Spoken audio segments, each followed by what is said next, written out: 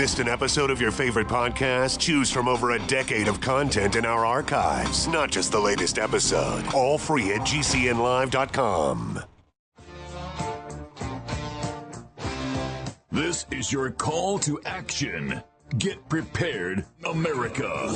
Economy, survival, energy, disasters. This is USAPrepares.com. Informative radio, educational radio. Interact now by emailing instructor@USAPrepares.com or text at 434-390-7953. Class, please take your seats.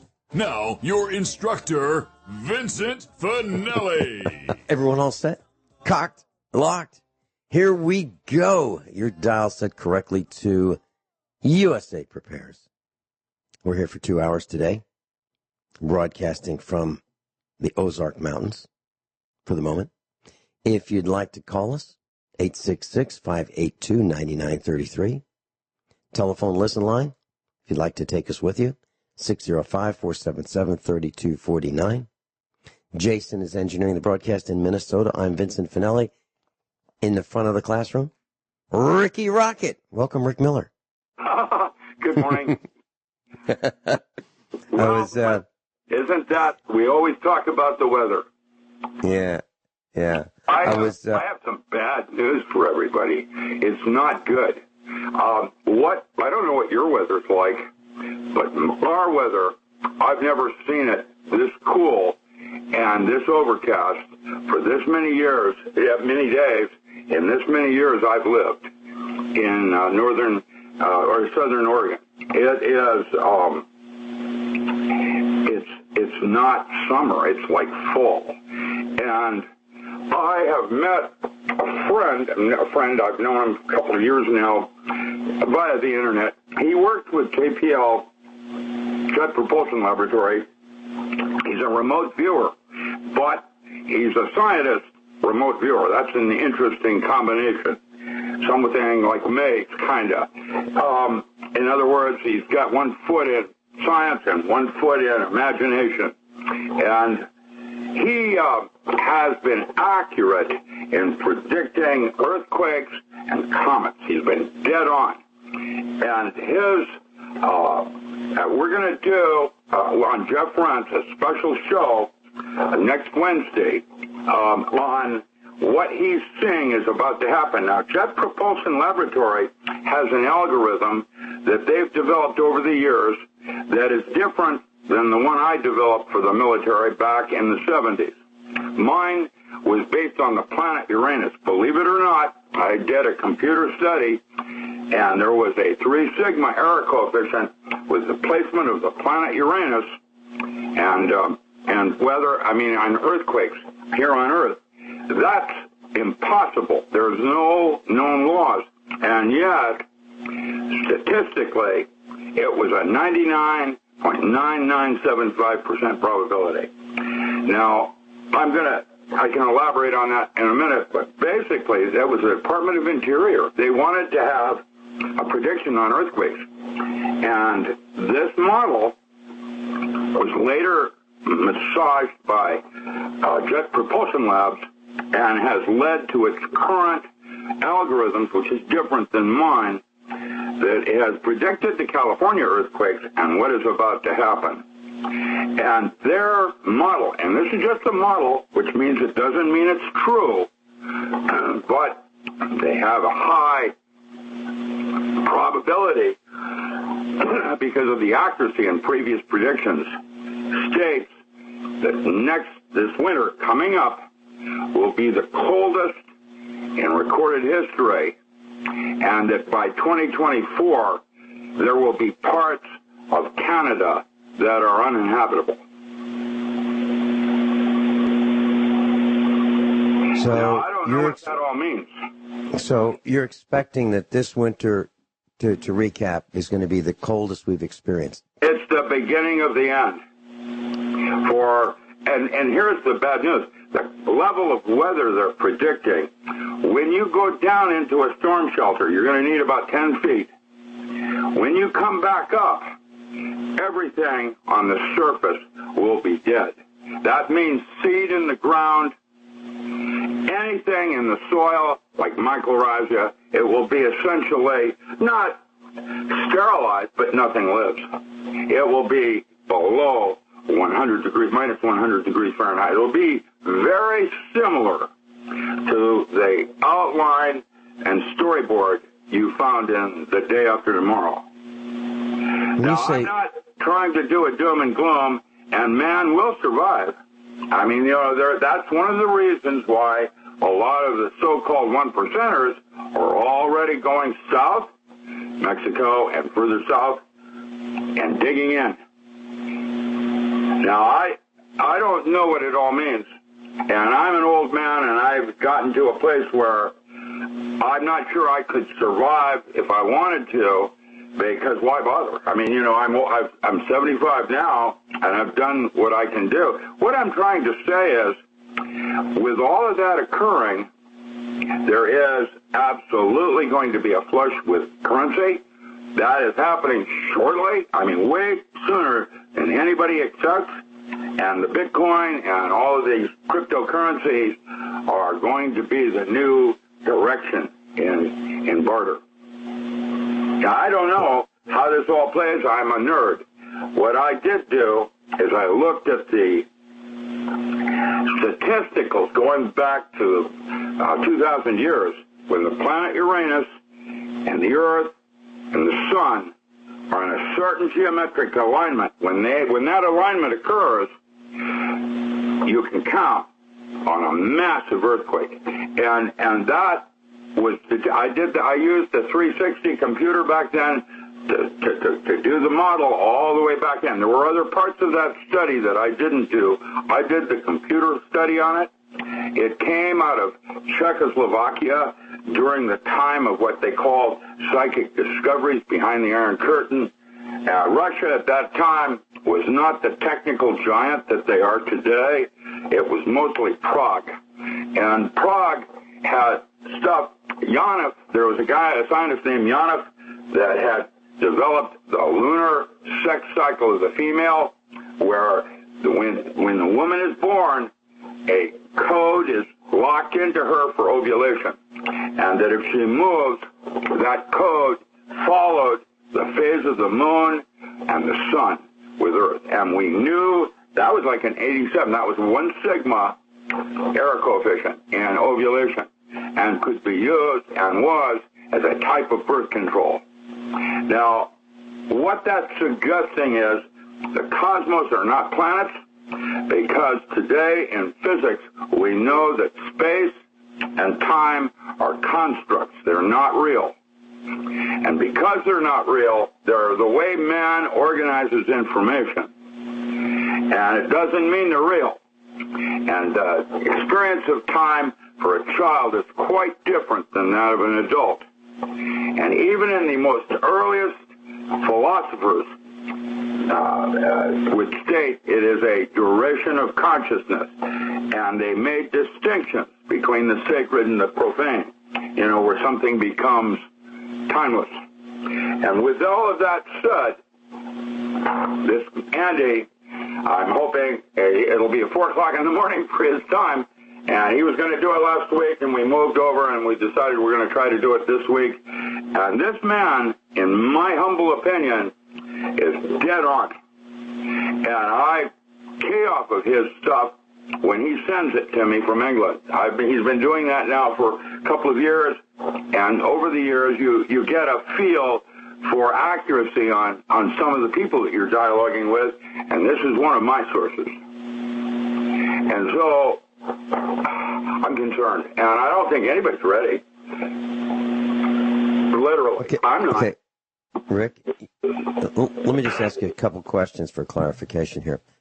I believe you said we're looking at minus 100 degrees. I believe that would be Fahrenheit. Well, below, right? Yeah, minus 100 Fahrenheit, at least down to that. That is based on the currents of Europe and the Gulf Stream. It has to do with saline or salt in the water. And the fact that the Gulf Stream is no longer exists. There was a time in Europe when there were 7 currents that they based their weather predictions on. Now, then Over the years, it is dissipated down to 4 currents, and today there are no currents like the jet streams. Now, what does that mean? It changes the salt, and that is a basic physics thing, and why the poles are melting. They're not sure if it's global cooling or global warming, because it doesn't work like that. Those are flag terms that are meaningless. What's happening is there's going to be an earth change, and that has to do with pole shifts and the rest of it. It's predicted in the Bible. We're overdue, according to most predictions from Upanishads, biblical, and that kind of thing. And now, I don't know if you saw that or not, there's some guy walking around saying he's the second coming of Christ, and it shows people wanting to touch him, and he's got his long hair, and it's really creepy. I don't, there'll be a lot of that, on the corners with doom, the world's about to end. That is a common theme, that Earth is about to change. It's not going to end. Man will continue. There will always be man scrabbling on in survival, but there will be blood, because at those temperatures, nothing on the surface. If we have a nuclear winter or a cold winter, what is all the plants? Look what's happening in the Midwest right now for plants, corn, and soybean. We're due. Rick, I can tell you. I don't know how it's going to play, but Jeff Piel and this guy is saying it's happening now. I can tell you that the sun's rays are really intense. So even though the temperature is not as hot as it might be at this time of year, the sun's rays are more intense, and we find that we can't go outside. We literally have to hide. We literally have to hide inside.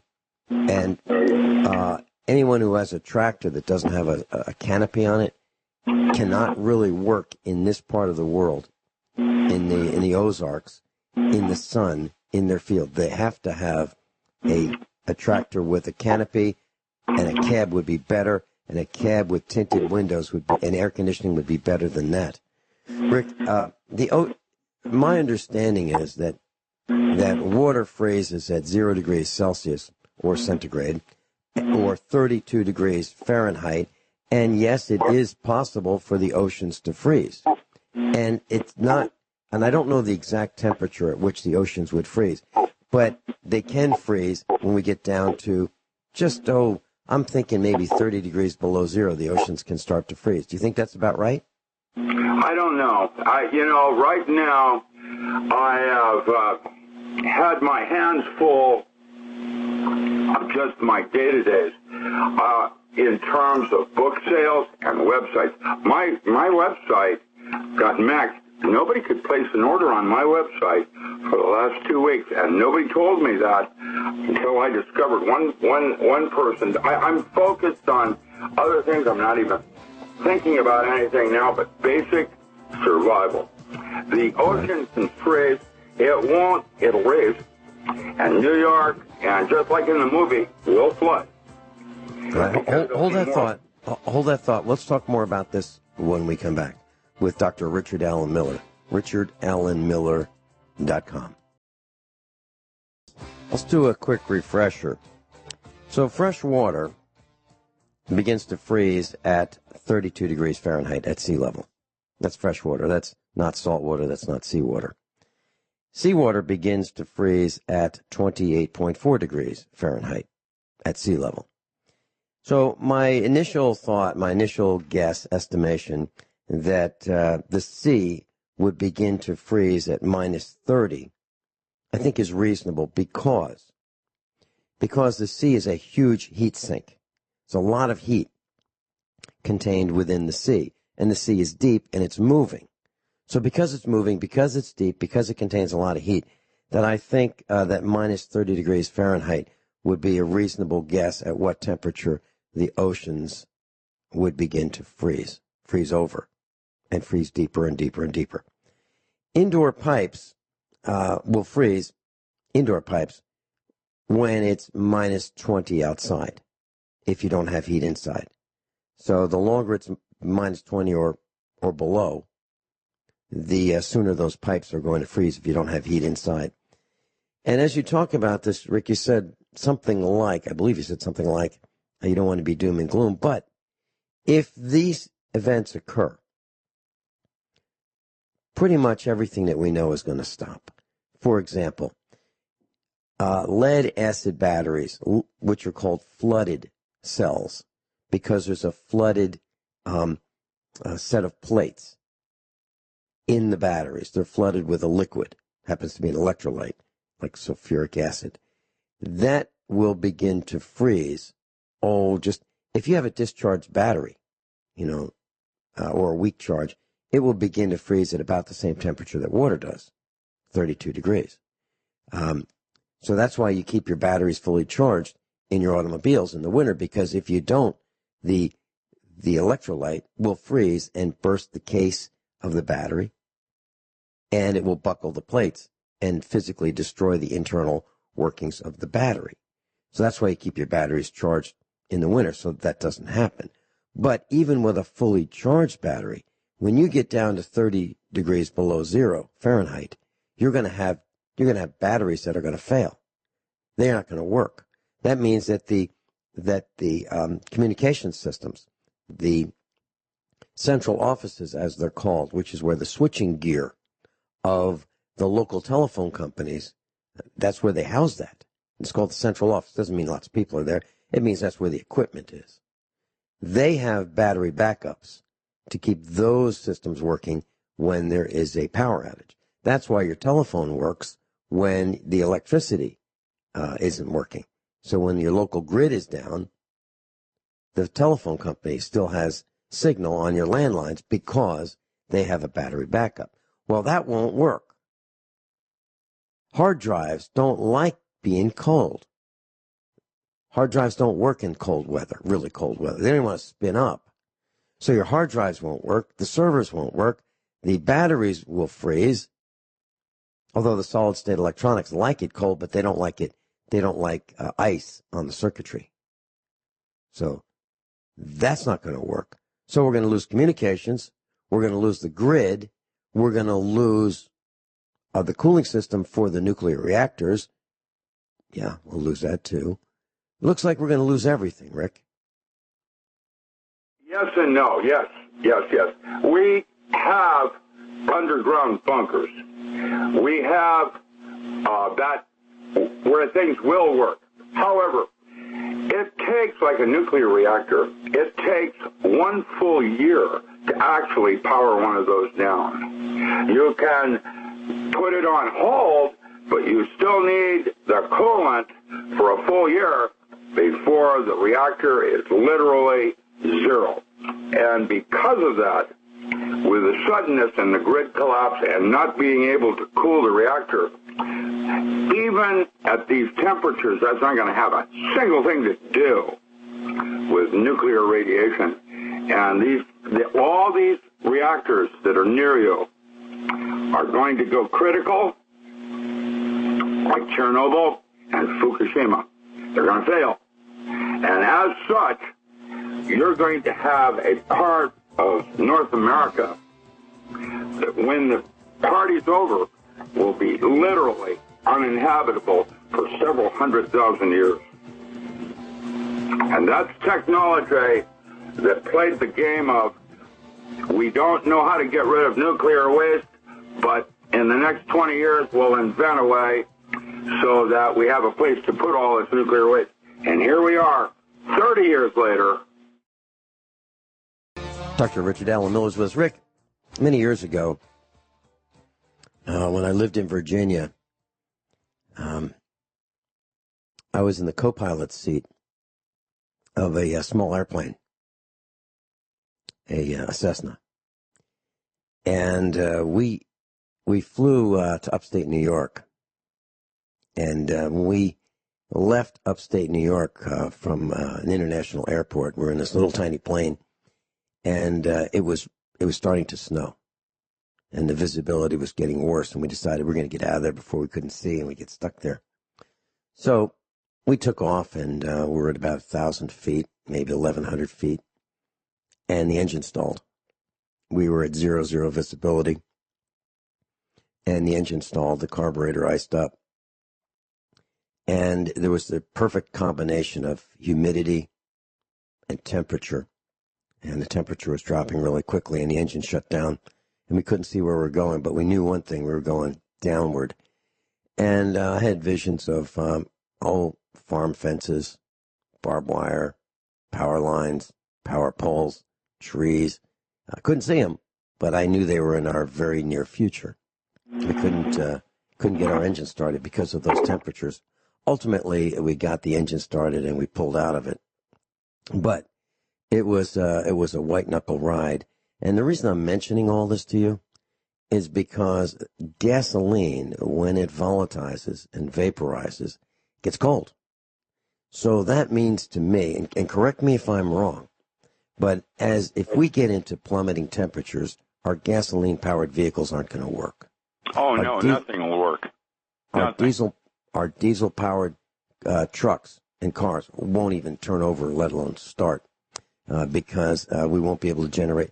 Diesel engines are combustion ignition. They don't have spark plugs, and diesel engines rely on the heat of the compression of the fuel and air to cause an explosion for the engine to run. And if we're talking about temperatures like this, there's going to be no diesel engine. You're not even going to be able to pump diesel fuel. Diesel fuel will be like molasses or worse coming out of the pump. It might be a solid, let alone, it won't be a liquid. It'll be more like a solid. You won't be able to pump it, either through your fuel pump in your vehicle or from a dispenser, like at a fuel station. So, Rick, as you say these things, I believe that it's getting colder. I don't know if I'm up for the 100 degrees below 0 Fahrenheit yet, next year. But I do believe that we are facing a colder winter. I believe it so much that we are absolutely preparing for it in every way possible. I'm talking about heating fuel, wood. I'm talking about propane. I'm talking about diesel fuel.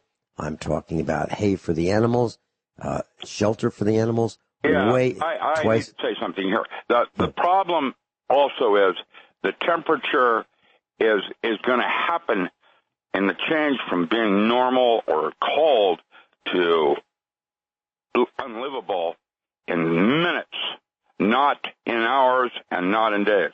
It's not going to be gradual. It has to do with air currents, the currents in our atmosphere, and the way cyclones work, where it sucks everything out of the air in a big cyclone. You will start to see it as a storm center that is getting larger and larger and larger, just like in the movie. The movie itself was written by a scientist predicting how the best scenario of how bad it will be and how long it will last. It may not last, that current change may not last more than 2 weeks.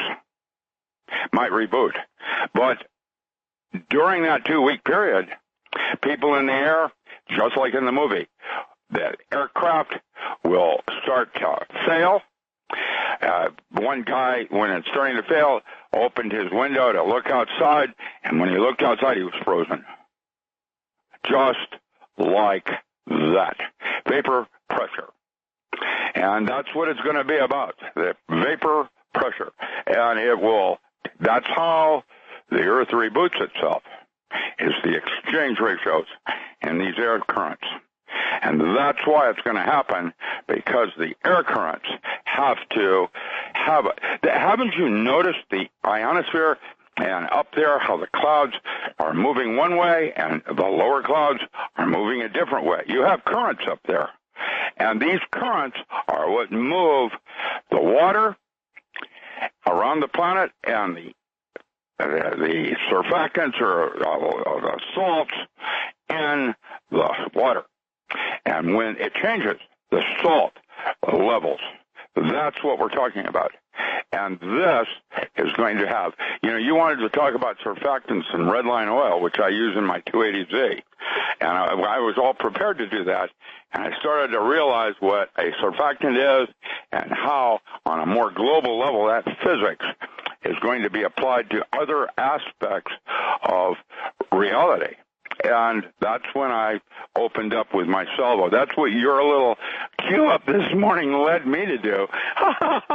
That's my science going to the next stage to it. Oh, my God, one of those kinds of places.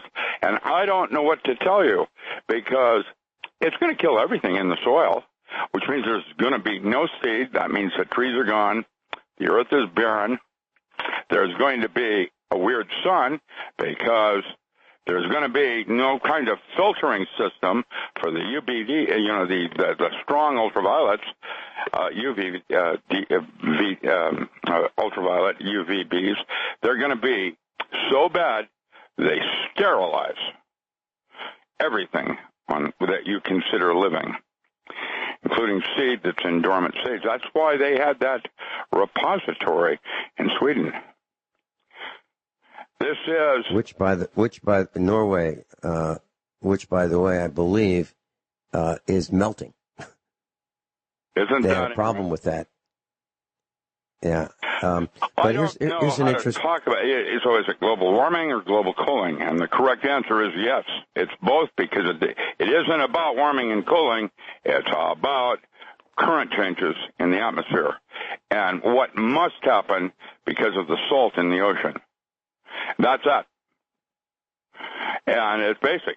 And that's why there's been this confusion of global warming and global cooling. It's both, and yes, the pole shifts are literally shifting now. We're not talking about magnetic. We're talking about literal. And with the earthquakes that are happening right now in California and in Europe and down in Asia, and Yellowstone has just gone red alert. There it is. All right, Rick. Let's bring this right down to where it hits home. Well, if you look at Europe, England, for example, if you look at the infrastructure that England has, like their water pipes just below the surface. Okay, they're not deep. Right here in the United States, we look at the frost line. We say, okay, how deep do we have to bury our water pipes, our sewage pipes? Well, we look at the frost line. It's different for different areas of the country. So, for example, our area is around 24 inches here in Missouri. So I buried our pipes 3 feet deep. By the way, where I lived in the Okanogans, our frost line was at 3 feet. And I grew up in that area. It was wood consciousness. And wood does everything. But frost lines at 3 feet is a whole lot different than this. This will be a frost line, a minimum of 10 feet between you and the surface to protect yourself with insulation. It's a minimum of 10 feet. That's why I'm bringing this up. So in England, for example, when the pipes are buried just a few inches below the surface, just so you don't trip over them, literally, their pipes are going to freeze and break. All of them. If this happens, every pipe in England that has water in it is going to break. Every one. Now, in the United States, when we bury our pipes 2 and 3 feet below the surface, every one of ours is going to break. And let's say it's only for 2 weeks. They're still all going to be broken. That means that we won't. Days for the ice to expand to the point where it breaks the steel. That's because water does not compress and has the unusual property of expanding when it freezes. And when it's heated, water is, as far as I remember from Chemistry 101, which is a long time ago, in the early 1970s, water is the only substance that expands when it's heated and it expands when it's cooled. No other substance does. Is that right? Approximately correct. There are phases of water where it will not do that, but that has to do with Mars and other kinds of environmental habitats that are not generally found on Earth. Phases of water. This is where it's a liquid and a solid at the same time. There are, in fact, you could likely assume that Earth will be like the planet Mars for 2 weeks, atmosphere-wise as well, nothing to breathe. So for those of us who, and actually I shouldn't say that, I should say for the ilk of the planet, the ones who have got these deep bunkers, when they come out and they find that the rest of us are frozen statues, wherever we happen to be, either in our homes or at the keyboard or wherever we happen to be on the bus, frozen, wherever we were, when they come out, they're not going to have anything. No, that means whatever you come out with, you have to, that you want to live, you have to bring with you. That means you go down with it and you come out with it because it's not going to be here on Earth. Mm-hmm. See? And what is on the surface of the Earth will be rotting, decaying, and promoting disease. There'll be bodies rotting everywhere. And that thing is usually what happens second. In all disasters like this, the first two things that happen is dehydration and exhaustion. Those are what kill the first 50% of those that are going to die. That is historically correct.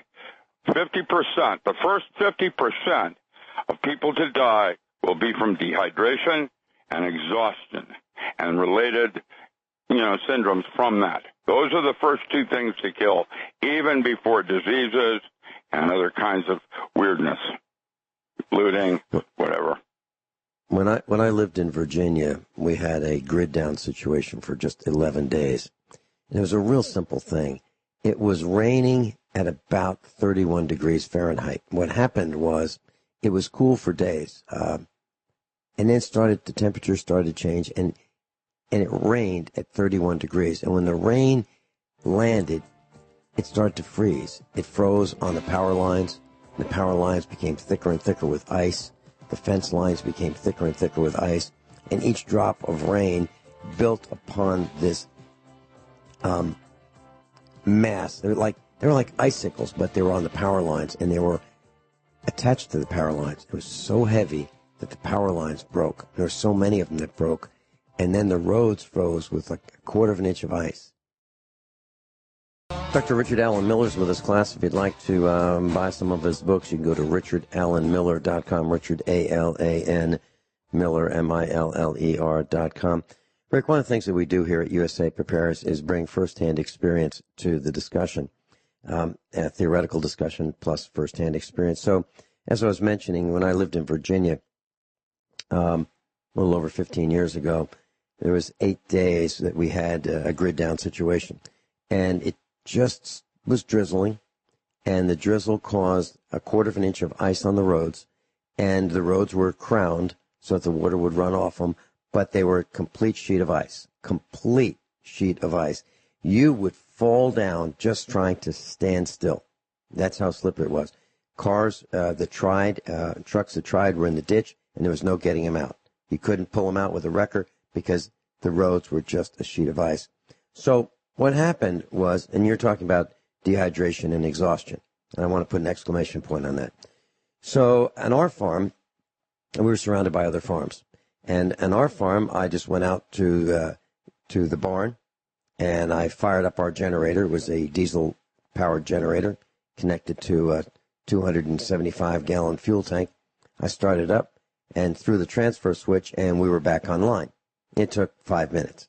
Now, I called our neighbors, and immediately after it happened, and they weren't worried about it. By the second day, they were pretty worried about it because they had no heat. Why? Because they were conned by the electric company to thinking, and the builders of their homes, into thinking that a heat pump is the way to go. Well, it is if you have electricity. But if you don't have electricity, it's not a good way to go. Now, our generator could not power our heat pump, and we had a heat pump. But we also had an oil burner. So we had an oil burner backup so we could have heat, and the oil burner worked just fine on the generator. And not only that, we had a couple wood stoves, and we had wood. and chainsaws and fuel for the chainsaws. So, and a pile of wood. So we were okay. But none of our neighbors, none was okay. One had a small farm, and they had gas logs, but they had no generator. So they had no water for 11 days. Another neighbor across the road had a generator and some gasoline, but they didn't configure their generator for 240 volts. So it never could power their well. So they didn't have any water. No water. So that's two neighbors without water. Then another neighbor had an 11 horsepower generator. They started when they first bought it a couple years before. They had 1.5 cans of gasoline, which was 5 gallons plus 2.5 gallons. And they had a generator, but it wouldn't start because the carburetor was gummed up. So in the freezing cold, as the temperatures plummeted down to 15 degrees, that ice wasn't melting. So I spent a better part of a day getting their generator to work. But they only had 7.5 gallons of gasoline, and that generator ate a gallon per hour. So there's another problem with water. It's sanitation. That's right. We presume that water is abundant, and when we flush toilets and wash our face, brush our teeth, we use massive quantities of water. And a swimming pool is rather than a luxury item, is a good holding tank. And people need to start thinking about how to collect water from natural sources.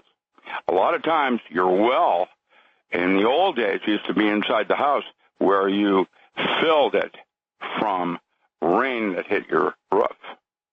And nobody's prepared. Our whole of civilization is based on some technologies that are limited to certain kinds of habitat and have not been thought out well enough to be in a more hostile environment like space.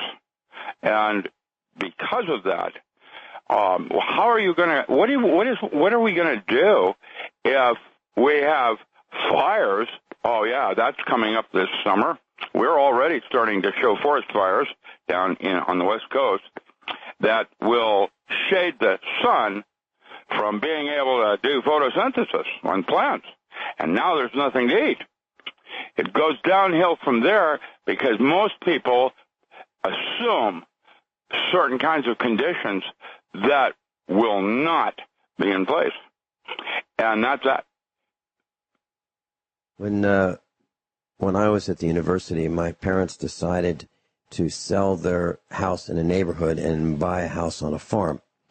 And they bought this old farmhouse. Actually, it was a very big farmhouse. It was built in 1844 by a railroad executive. It had a fireplace in every room. I'm not exaggerating. Every bedroom, the kitchen, and the living room had 2 fireplaces. Connected to the slate roof were downspouts that led into a cistern that was 1,000 gallons, at least 1,000-gallon cistern that collected the rainwater. And it was still operational when they bought the house. It was a dilapidated house, and my dad spent 10 years, maybe 11 years, repairing it. But that's what they did back in 1844. And that was a real preparedness-minded person's house. It was owned by a railroad executive back on the East Coast. So, yes, that's how people prepared for the future. But we're not doing it today because we're too smart for that. We'll be right back. Everyone all set? Cocked? Locked? Hour number 2 of USA Prepares. Dr. Richard Allen Miller is with us. If you heard at the top of the hour, you heard this person trying to speak English, representing the city of New Orleans, and telling people to pay attention to the warnings. Well, Dauphine Street in New Orleans, yesterday, it rained for a couple of hours. 3 to 4 feet of water. So Dauphine Street is 3 to 4 feet underwater after a couple hours of heavy rain in New Orleans. And over the weekend, just a couple of days from now, we're looking at more rain, possibly a hurricane. and they're thinking that about 2 feet of water may be dumped from the sky onto Louisiana. Now, if you think about that, and we've talked about this many times, class, if you think about that, the sewer system is going to back up. There's no place for sewage to go except on the surface. That's where it's going to be. It's going to cross-connect with the surface water. The water will be not drinkable. It will be contaminated. Those gas cans, gasoline will come up from underground storage tanks. It will cross-connect. Fuel oil in the crankcases of vehicles, gasoline in the gas tanks of vehicles, automatic transmission fluid in the automatic transmission fluids, the gearboxes, the differentials. And then you have all the other wastes. Then you have whatever people, their household garbage, all that's going to go floating by. It's going to be disaster. Again, because we're not paying attention. We just don't learn. And after it's over, we go, wow, well, that's terrible. And we clean up, and then we let it happen again because we're just not prepared. Rick Miller, I just don't get why people can't see it. They can't learn from history, and they're just too lazy to pay attention, to prepare and get out of the way. What do you think? Did we lose Rick? I don't know what to tell you. I'm certainly, I wouldn't live on the East Coast.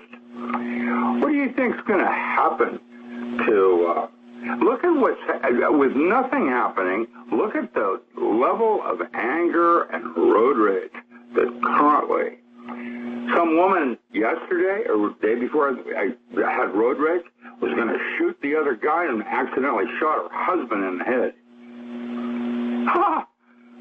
What do you think? How's that going to work? Well, it's worse than that.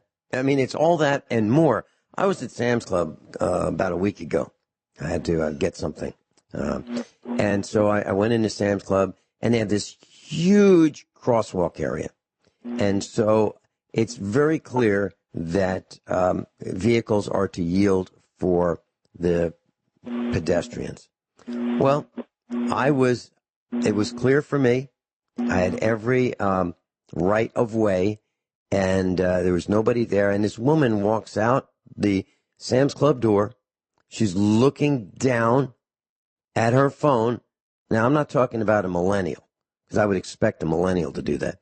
But this woman was middle-aged. She's looking down. I'm driving a diesel, which is way louder than a gasoline vehicle. And she's not paying attention, and she walks right in front of me, positioning herself to be run over. So we have carelessness. We have the me first. We have get out of my way. We have the anger. It's all happening at the same time. At the same time, the weather is unpredictable. By the way, just less than 3 days ago, I'm driving home from downtown, and this man stepped out with intent in front of a vehicle, just in front of me. The guy hit him. I had to stop and be a witness on what happened. Now, the guy that hit him was devastated. It devastated. The person that stepped out in front did it with intent, trying to get into a hospital. He did it right next to the hospital so he'd be close. Why? I can only fathom what people are thinking when they're homeless and don't know where else to go. I'm glad you mentioned this. Let's talk about a derivative of this. Secondhand, you remember secondhand smoking? That was a big thing back in the 70s, in the 80s, okay? Well, now there's what's called secondhand alcohol. So what happens is one of these people who can't handle it decides to start drinking and drinking and drinking, and then becomes a danger to themselves. But what's the secondhand part about? That is everyone who is a relative of that person. So now we've got an out-of-control drunk who can't deal with life, who can't deal with the normal ups and downs, so starts drinking and then takes the whole family down with that person. That's what's happening all across America. And that's back to this me first. I don't feel so well. People don't like me. I haven't had a text in about 7 minutes, so I'm going to start drinking. And if people don't come see me, I'm going to start drinking, and I'm going to drink myself into a stupor, because I deserve it. And they take the whole family down. Yeah, you have a choice of how you're going to handle it. And most of us, including me, act like little brat kids. I have a little 4-year-old in me that has such anger from when my real father broke my neck. I have no memory of it. I know that it happened because my sister has evidence and, things. Apparently, my mother was being beaten by my father. I ran to save my mother, and he broke my neck. And my real father, the one that raised me, I was very blessed, very lucky. But this man resented me, and I was trying to just save my mom. I had no idea. And all of us carry these kinds of wounds inside us that cause, like for me, to throw a tantrum when something's weird. And I start to shout at it to get its attention, like my computer. And it's crazy. And okay, that's the first signs of dementia. I got to be careful here, or I'm going to get locked up. Rick, all of us do this, and we need to take control of our thought processes first. Rick, we create our own problems. Right. I was at Sam's Club that time I mentioned earlier about the parking lot. Well, I was in line for the cashier, and there was a short wait, and I always talk to the people around me, and there was this guy about my age, and I just started the conversation, and instead of us trying to avoid looking at each other, I just broke the ice and started talking to this guy. And somehow it came out, he said, we were talking about people are nuts. Well, he described one of his grandchildren, and he said he had to take her to task because she started cursing him out. We're talking about a teenager. Me too. That's unbelievable, the generation now. That's why I'm mentioning this, because it's happening to a lot of people. And so we have these belligerent, arrogant, nasty, me-first children, totally oblivious to the respect that we used to give our seniors. We would be extra nice to our seniors because we respected them. No, not anymore. We don't need to respect our seniors. What we need to do is curse them out. And I absolutely will not help anyone who behaves like that. So all I have to do is do it once, just once. And that teaches me what I need to know. I don't need to do anything to help anyone who behaves with that degree of arrogance, carelessness, violence, aggression. Joe, welcome. Joe in Arkansas is joining us. Welcome, Joe. Hey, good morning to both of you. How you doing? Go ahead, Joe. We're kind of frosted. Okay, well, did you have the storms up there yesterday, Vincent? Yeah, we had 10% chance of rain, and during that 10% chance of rain, we got 1 inch of rain. Yeah. Okay, well, same thing here. And I watched the storms on the radar, and they made it from Missouri down to the Gulf Coast in like 8 hours. And that don't happen this time of the year. Right. No, last year this time it was a drought. No. The weather's so crazy here. I mean, I live off the grid, and the last 2 years there's been more clouds than sun here. Right. Joe, let me just explain it this way. So the absolute minimum that we need to cut hay for the winter, the absolute minimum is 2 days of sunshine, 2 days without rain. And we haven't been able to find enough time to cut the hay this year. And what that means is there's plenty of grass. The grass has been rained on, and it's been growing like crazy, but it does no good for the winter if you need hay. So I have a feeling that farmers are going to be caught short this winter when they need extra hay to allow the cows to survive the extra cold. So we're going to need more hay, and we're going to have less hay because we can't cut it. Now, you can cut the grass, and you can rake it and roll it up, but with the moisture in it, because of the rain, and if the hay hasn't dried out, it will just turn to mold. The cows will get sick, the animals will get sick, the farmers will get sick. It doesn't work. So you really need dry hay, and we don't have enough. We're way down, even though it's been raining like crazy. Is that what you're seeing in Arkansas? Yeah, I'm seeing a lot of that, and this year my roads have been washed away 3 times now. And the last couple of years I've noticed that it just rains so hard for a short period of time that it's just washing everything away. Joe, a couple times I was on the broadcast, and as I was approaching the final few minutes of the daily broadcast, and this is in the last few weeks, I made statements like, I'm going to get on right after the broadcast is over, I'm going to get on the backhoe, and I'm going to go look for where my driveway went, and I'm going to get it and bring it back home. And I really meant that. I mean, it's kind of tongue-in-cheek, but what I did was I went downhill with the front-end loader on the backhoe, and I grabbed the driveway, and I brought it back to where it was. Because it rained so hard, it washed out our driveway as well as our road. You're right. What's happening with me, it's washing stuff away, and then the big boulders that are in the ground are popping up, or the ground's washed away around them, and I can't dig them out. Well, you're absolutely right. We have boulders in our road that have appeared that are the size of a hula hoop. Is that what you're talking about? Yeah.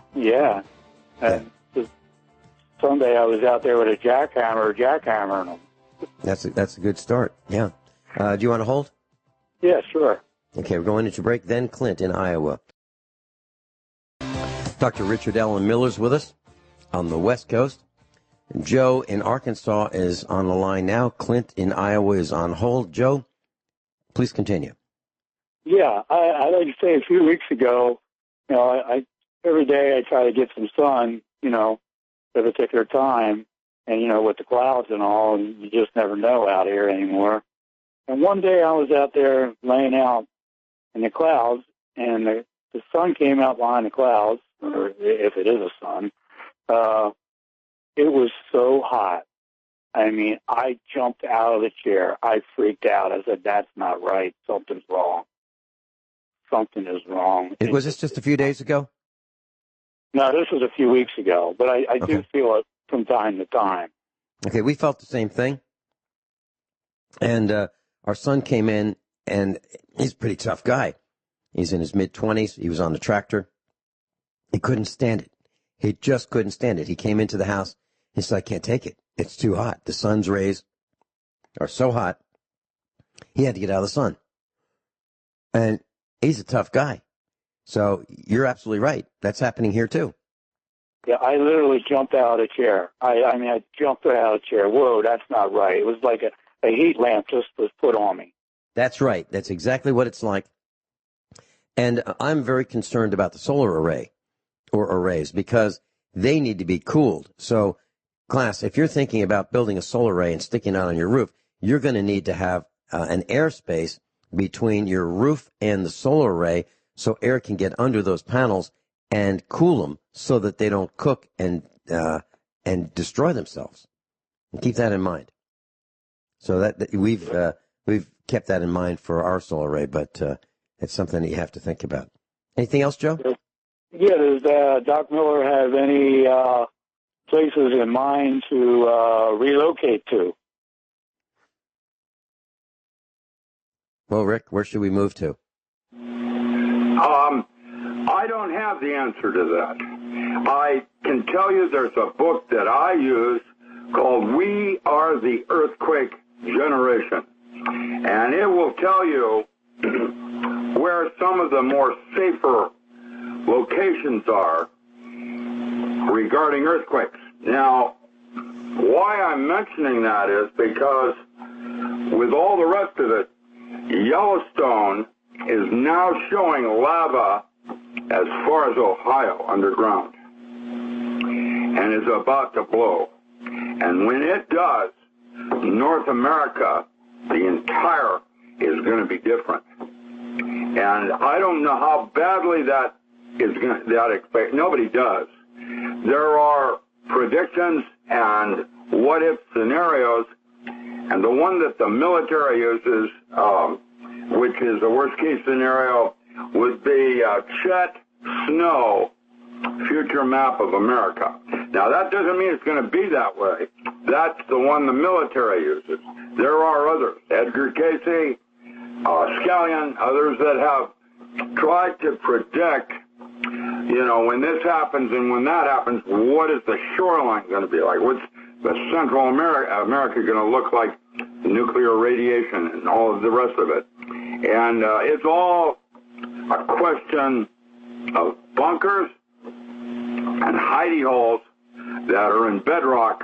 And that's one of the reasons why originally the Free State of Jefferson had movies come out like Goonies, where there are underground caverns. There are underground caverns even in the Midwest that are extensive, Middle Earth.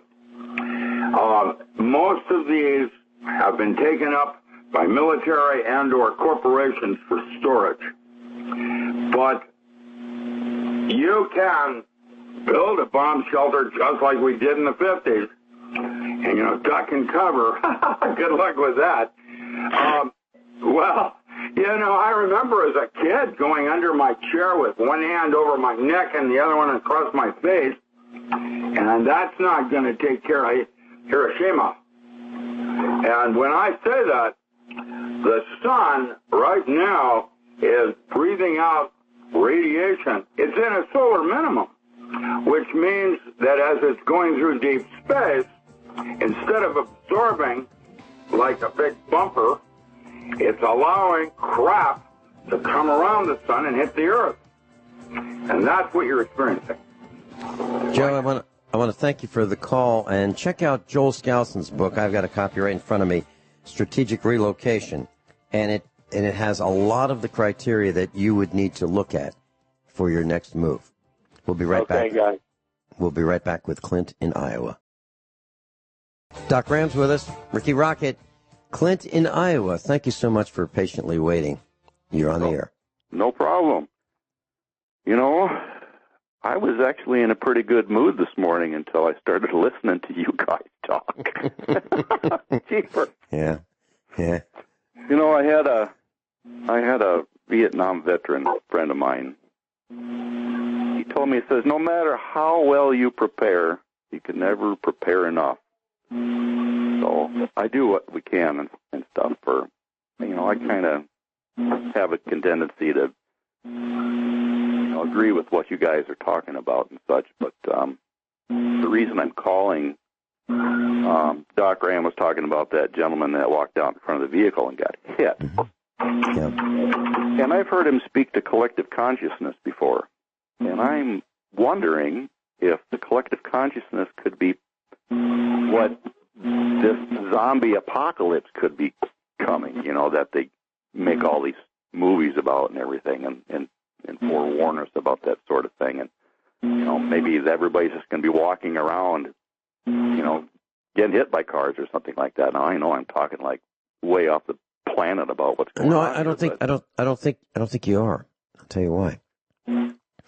I have made it a hobby to notice what's happening. I've made it a hobby to ask people what they notice.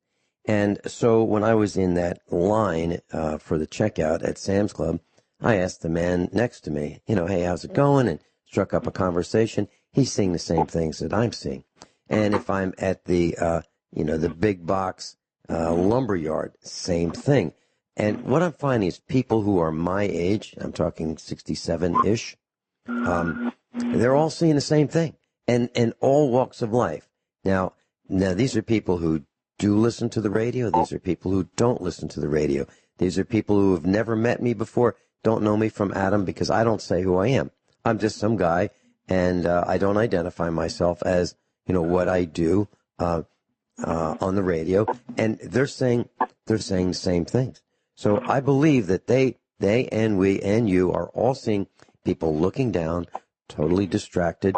There was a gal who was in her 70s. She was at the kitchen table a couple of days ago here at the farmhouse. And it was the first time she had been, inside the farmhouse. She'd been here visiting many times, but never really came in. And so we were just sitting around. It was so hot. We had some seltzer. And she told me that in her house, they decided to watch a movie. So the whole family was there watching a movie, and they're all adults. And she said while the movie was started, there are 3 cell phones that came out. 3 cell phones that came out. And she's watching the movie without a cell phone. Everyone else has a cell phone. She said, turn the TV off. That's it. We're not watching the movie. And she's the head of the household. Her husband passed away. And she's saying, look, either we're going to watch this or not. But we're not going to be distracted. And then I talked to her about how I used to have a sign on my back door that said, no cell phones. And how I would say at the meetup, if you guys want to have your cell phones, I'm not coming here anymore. So that's kind of how it is. People are distracted, and they feel that they need to have these mental hits of, I'm important. People are thinking about me, and they become addicted to it, and they're out of touch. And I don't want them anywhere near me. Well, no. And Clint, the same thing. No one has any thinking process going on. And the same thing is true when I see people with ball teams like St. Louis Cardinals or Springfield Cardinals, Springfield minor league, Springfield Cardinals, or Chicago Cubs, or whatever the ball team is.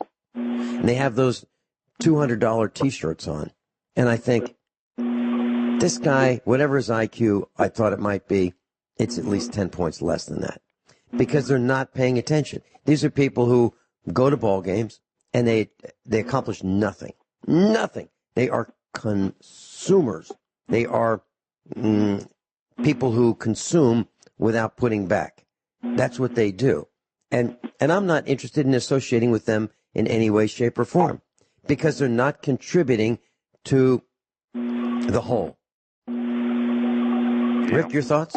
Are you asking me for a response? Well, I can tell you that everything that you see on TV in Hollywood is true, and even more as we speak about collective unconscious. These are why saints through history have stressed the importance of training the mind and controlling your thoughts, because it is these thoughts that make our reality. This is a dream. This is not real. There are dream states that have more content to reality than consciousness does, and is now why the new directions in physics, advanced physics, is the study of altered states of consciousness. And each of us, where the laws of physics change. In this state, you can have the strength of 10, like you're on methamphetamine. And over here, in this state, you can have guessing that is instinctual and never wrong. Now, what has happened is that we have placed too much emphasis on consciousness being real. And as such, Hollywood uses that as a tool to direct where we're going. It was 3D printing that followed the replicator. You have to see it in your mind's eye, and that's what then makes it real. And once you do that with zombies, oh yeah, the Soviets had a zombie drug. How about T-gun dye?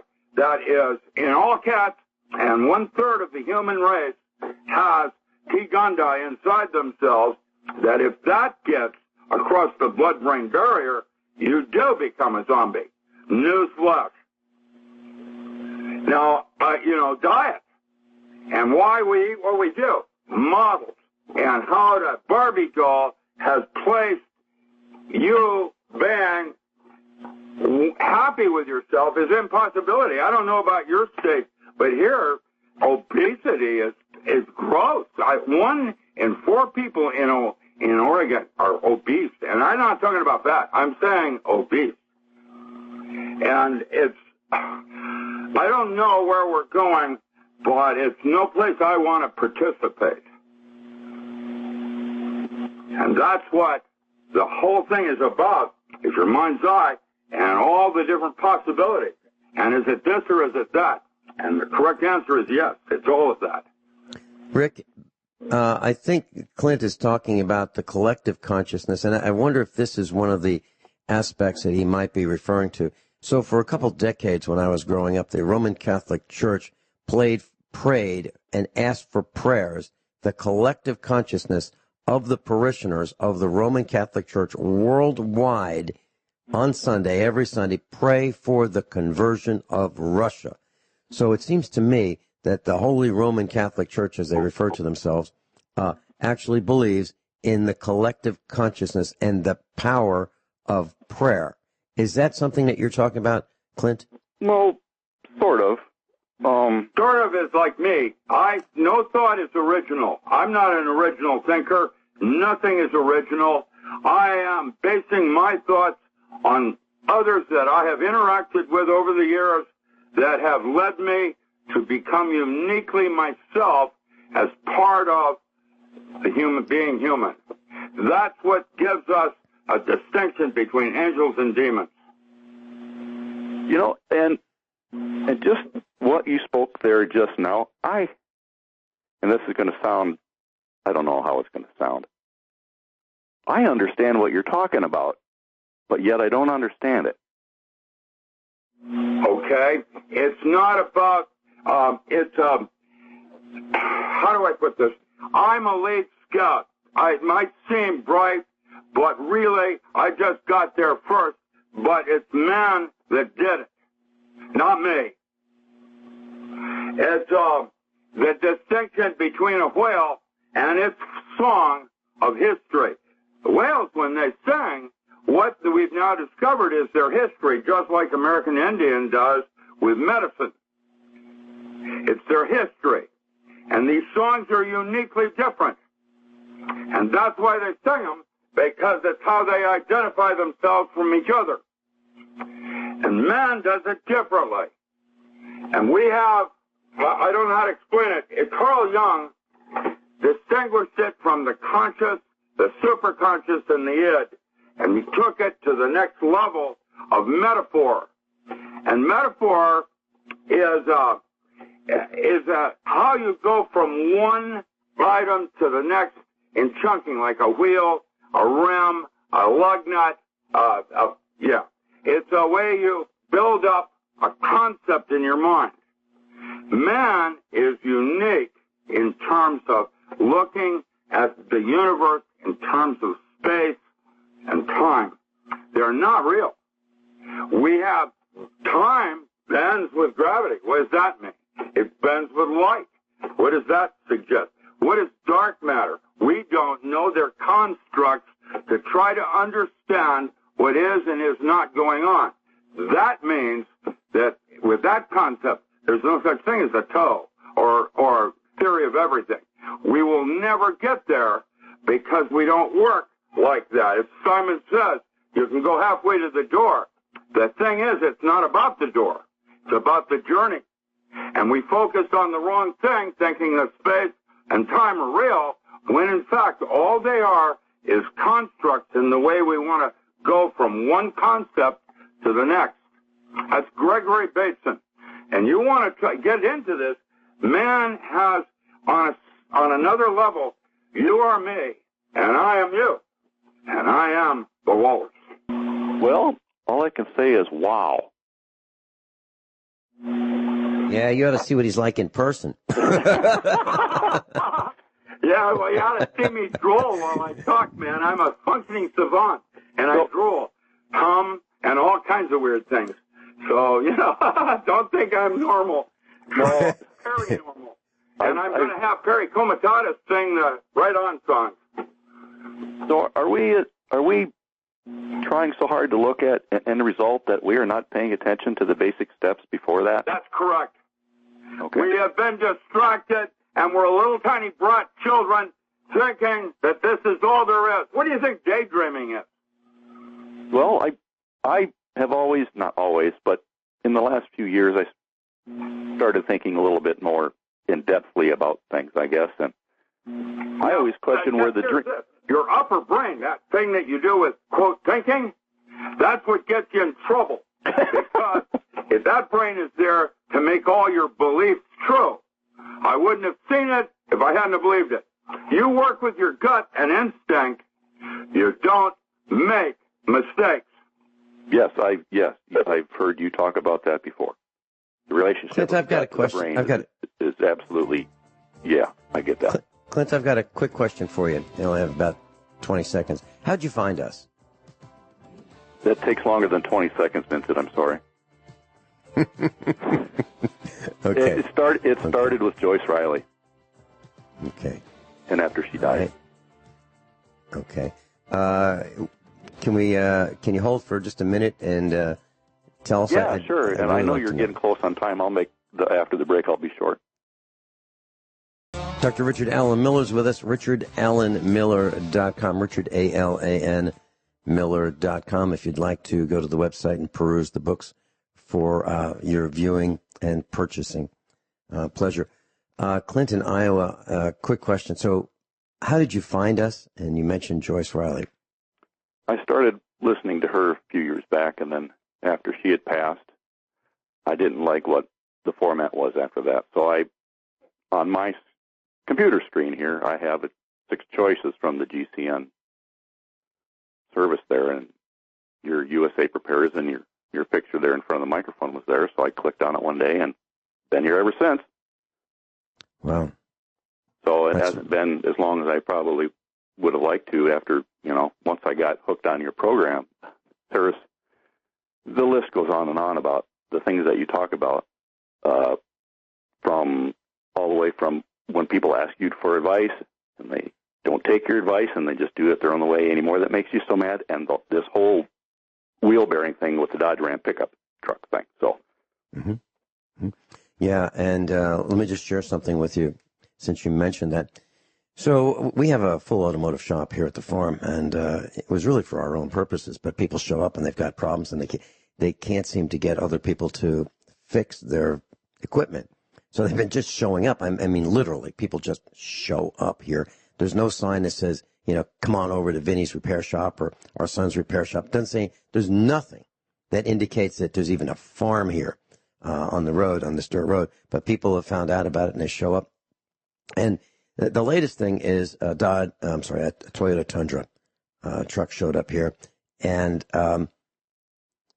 we can't get the wheels off. The rear wheels are frozen in place. Literally, they are rusted in place. The chemical reaction between or among the aluminum magnesium wheels, the cast iron axles and hubs, and the road salt has fused the wheels to the hubs. And it's not just that. It's the Chevrolet Silverados as well with the aluminum magnesium wheels.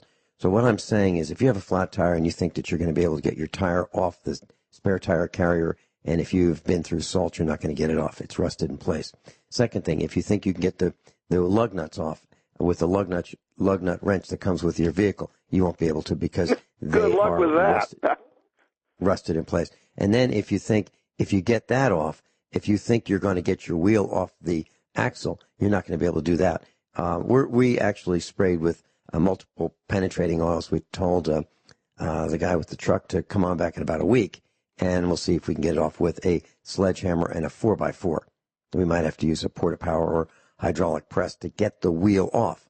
Then what we do is we lubricate with fully synthetic lubricant the wheel and the axle with a light film so that next time it will come off, and we lubricate all the wheel studs and the wheel bolts or the wheel nuts, whatever they are, the mating surface as well as the threads, and we torque them to the appropriate torque, which is probably about 100 pounds, foot-pounds. But the bottom line is what we're experiencing is failures that are horrific. Also, if you think that you're going to be able to get your car fixed for the same price as you used to be able to, you won't, because the mechanics are going to spend 3 times as much time getting the old, whatever it is, off that they used to spend because it's now rusted in place and the bolts are going to break. That's what's happening. Yeah, if you can get them to get off of their cell phones while they're on company time. Right. Well, yeah, that's exactly right. Clinton, Iowa, hey, thank you so much. I appreciate you calling in. Hey, try some the Works toilet bowl cleaner on those rusted pieces, just as a suggestion. I find a lot of use for that stuff. Works pretty good for me. Okay. Also, automatic transmission fluid mixed with acetone, 50/50. It's another thing. Heard that. Hey, thanks so much. Hey, quick message for Ted Anderson. Thank you very much. I no longer hear proper blood flow to the proper area anymore. You guys have a great day. Bye. Hey, thanks so much, Clint. That was Clint in Iowa. So, Rick, I've got a question for you. So, Jeffrey Epstein, however you pronounce his name, he had, he was a friend of William Jefferson Blythe Clinton, and a bunch of these not-so-handsome guys were looking for young girls, underage girls. And I'm wondering if Jeff Epstein, who paid the trio of meat inspectors, gals that would go out and find new meat for these parasites, these perverts, these wealthy people who liked underage girls. I'm wondering if actually he was an operative of the intelligence organization, the deep state, to ensnare weak-minded perverts to go to his sex parties so that he could then blackmail them into doing whatever he or his handlers wanted him to blackmail them for. What do you think of that, Rick? There's L. Ron Hubbard did Battlefield Earth. He was an OTO, not very high. He was only third degree. But his L. Ron Hubbard hung out with Jack Parsons, who actually was a physicist that began a JPL, Jet Propulsion Laboratory. 30 seconds. And 30 seconds. He lived with him as a sponge.